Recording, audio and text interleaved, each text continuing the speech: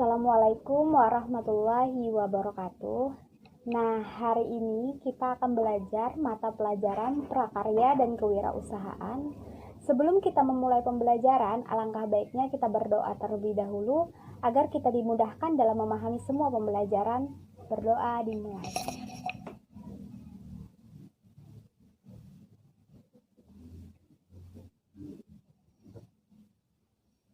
Berdoa selesai. Nah, di sini Ibu akan menjelaskan materi pembelajaran kita dalam bentuk PowerPoint atau PPT.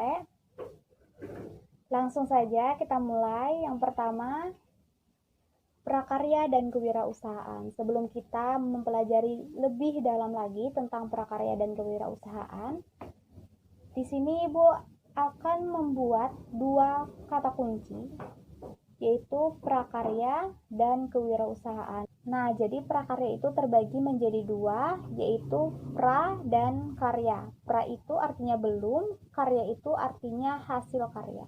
Jadi, prakarya itu adalah hasil karya yang belum jadi. Prakarya tersebut masih berupa prototipe, masih berbentuk bahan dasarnya pembuatan sebuah produk. Wira di sini artinya pejuang, pahlawan, atau manusia unggul.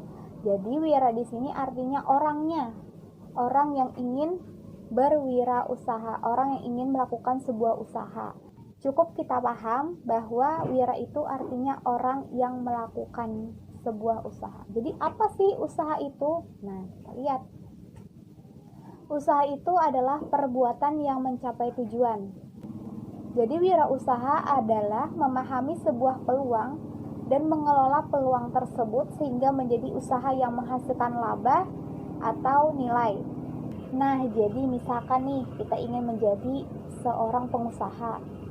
Apa sih yang ingin kita tawarkan ke masyarakat atau kita jual ke masyarakat? Jadi kita perlu survei dulu, kita cari, kita pahami nih, kita memahami sebuah peluang yang besar itu kita harus berjualan apa atau kita harus membuat apa. Entah itu barang-barang apa yang membuat mereka tertarik dan itu menjadi satu peluang kita. Selanjutnya yaitu tentang manfaat prakarya. Yang pertama, menumbuhkan sifat kreatif dan inovatif. Kreatif di sini adalah pemikiran, ide, atau gagasan yang baru, yang bersifatnya baru dan belum ada orang yang memberikan ide itu. Sementara inovatif adalah usaha yang menghasilkan sebuah produk yang baru, yang berbeda dari orang lain, menciptakan hal-hal yang baru. Kemudian yang kedua itu menyeimbangkan otak kanan dan otak kiri. Otak kanan itu sesuatu seni, keindahan, musik. Kalau otak kiri itu secara berpikir harus logis, matematika. Ya kita harus bisa menyeimbangkan. Jadi dengan adanya prakarya kita bisa menyeimbangkan keduanya.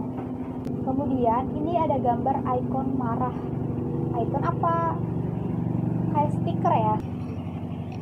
Ikon ya. Gambar marah artinya kita bisa mengatur emosi. Ketika kita membuat sebuah produk atau karya kan kita membutuhkan kesabaran yang tinggi.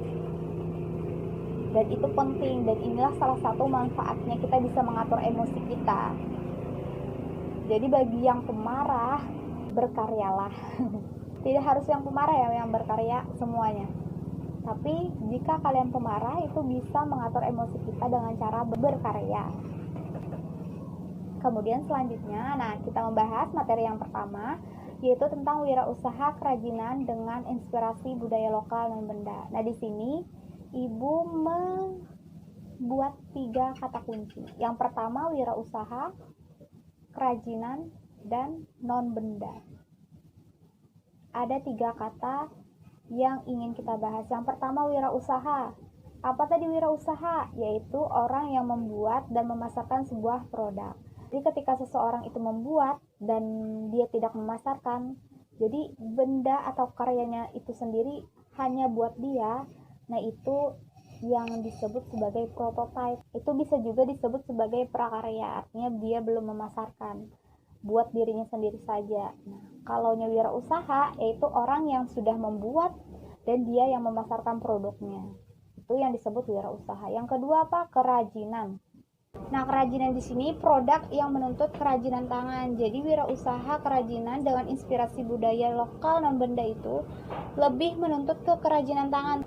Skill tangan kita itu main di sini.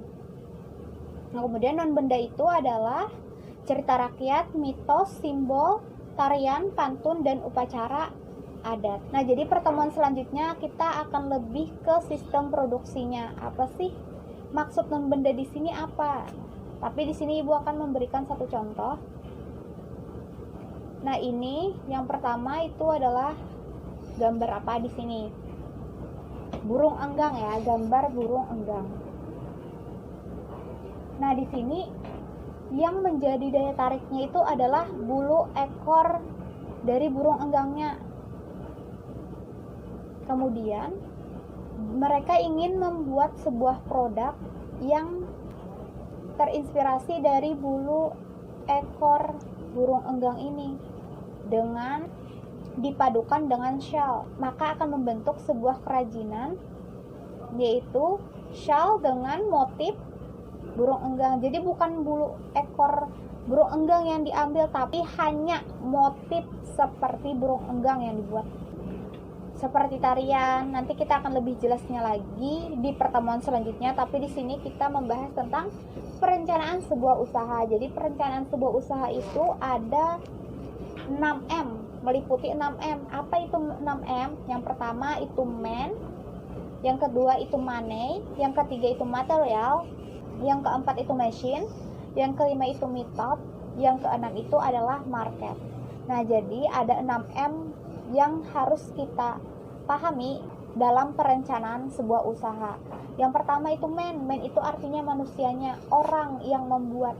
Jadi sebuah usaha itu tidak akan jalan tanpa adanya orang, ya kan? Sebuah produk, kita ingin membuat kipas misalkan, kita ingin membuat sebuah karya kipas, itu kadang mungkin bisa terbentuk kipas jika tidak ada orang yang mengontrol atau manusianya. Jadi penting sekali kan yang namanya manusia di sini. Kalau ini tidak ada manusia, itu tidak mungkin jadi sebuah karya.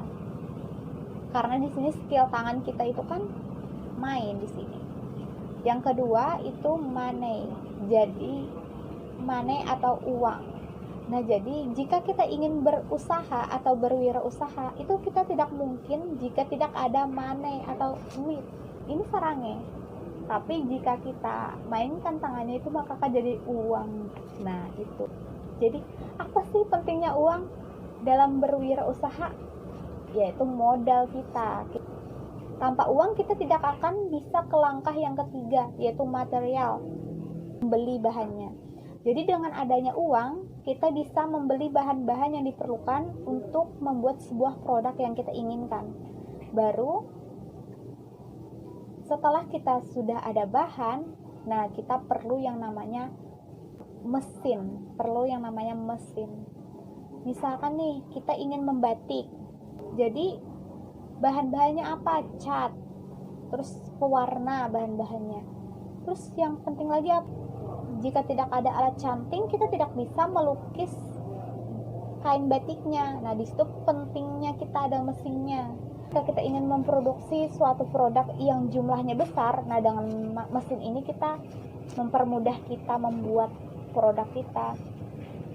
Yang kelima itu adalah method. Method itu artinya metode atau langkah-langkah. Jadi sebelum kita membuat sebuah usaha, selain kita harus ada manusianya, ada uangnya, ada materialnya, bahan-bahannya, ada alat-alatnya, kita penting juga tahu langkah-langkahnya. Langkah yang pertama apa? Misalkan menyiapkan alatnya. Langkah kedua apa? Kita harus ada planning atau perencanaan untuk membuat sebuah produk. Contohnya kita ingin membuat apa? Membuat tas. Langkah yang pertama gunting kainnya dulu sebagai lapisan luarnya. Kemudian langkah kedua apa? Membuat tas. Langkah ketiga apa? Jadi penting adanya langkah-langkah dalam perencanaan sebuah usaha. Dan yang kelima, market. Jadi tujuan kita itu harus jelas di mana kita memasarkan produk kita, di mana, di pasar kah, di mall kah, di mana. Kita harus jelas. Selanjutnya, nah contoh kerajinan. Ini ada kerajinan batik.